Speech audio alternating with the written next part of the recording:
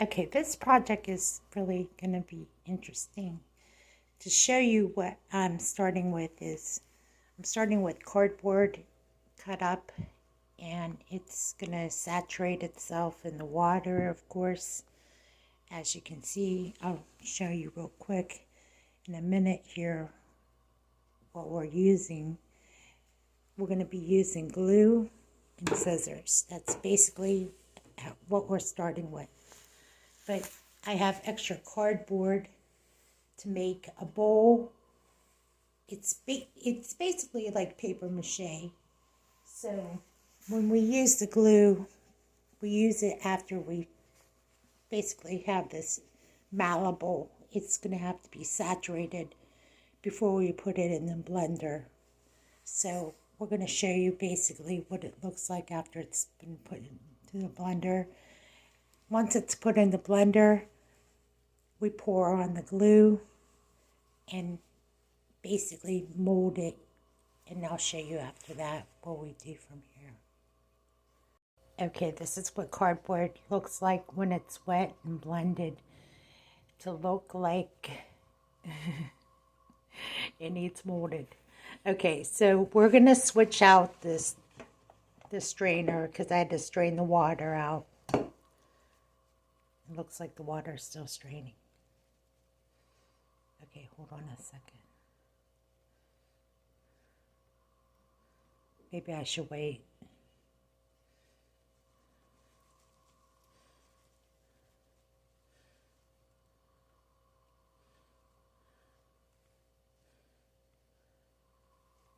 Okay, we'll dump this water out real quick. Okay. I don't want as much water as I could possibly stand it, so. Okay, we're going to take the glue. It doesn't necessarily have to be Elmer's glue. It just has to be glue. And this part, I only have one hand, so I'll have to mash it up together and start molding it.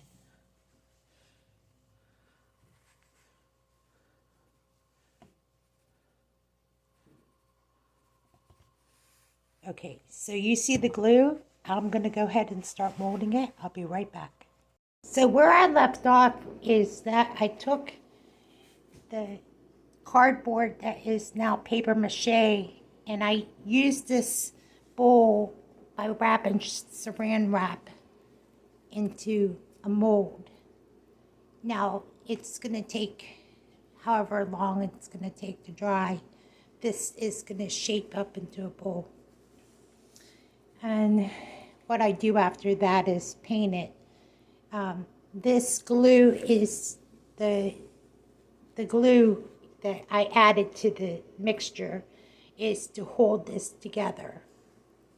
So we will see what the outcome is, and if it works, then we're geniuses. If not, back to the drawing board. Okay, so it dried, and that is the paper mache that I painted. I painted it both sides. I'm just going to gently, it's still pretty wet on the front. I painted it black on the back side. I don't know why. I just didn't have acrylic paint for any other color. But that's what it looks like. And it's drying right now, the brown side. So, but definitely when you do something like this, have something in mind, because I didn't really know what I was making.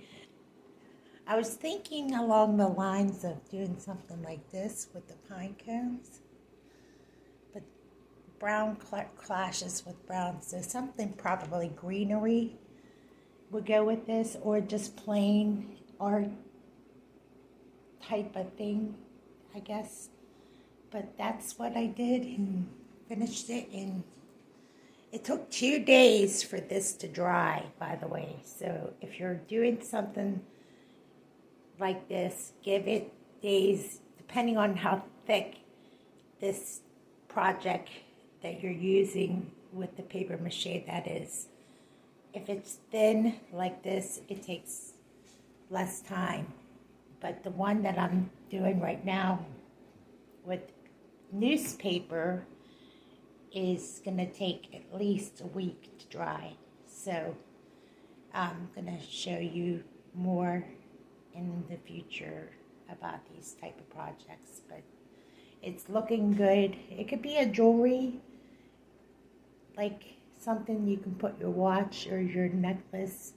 I don't know. There's a couple ideas I have in mind, but I'm just going to use it to display as art and see what comes of it later. I hope it doesn't crack or break because it's pretty thin. Thanks for watching, and I thank you for your participation.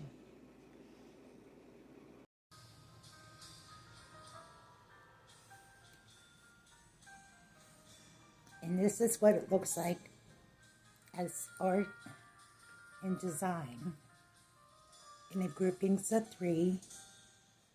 I put it together this way because that's the only way I could think of in a groupings of 3 is how art is done. Now, I could tell you that it doesn't always work out like that, but it worked out that way. So you got the frames and the paper mache art.